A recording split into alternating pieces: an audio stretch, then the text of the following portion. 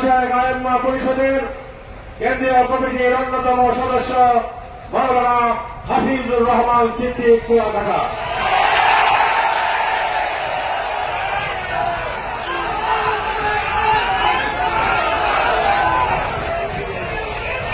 আসসালামু আলাইকুম ওয়া রাহমাতুল্লাহি ওয়া বারাকাতুহু।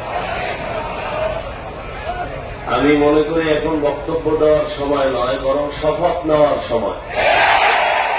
হযরত পীর সাহেব হুজুর চরমনায়ের হাতে হাত রেখে শপথ নিতে হবে যে দেশ স্বাধীন স্বাধীন বলে আমরা মনে হয় ঘুমিয়ে আছি, নতুন করে আবার জাগ্রত হতে হবে।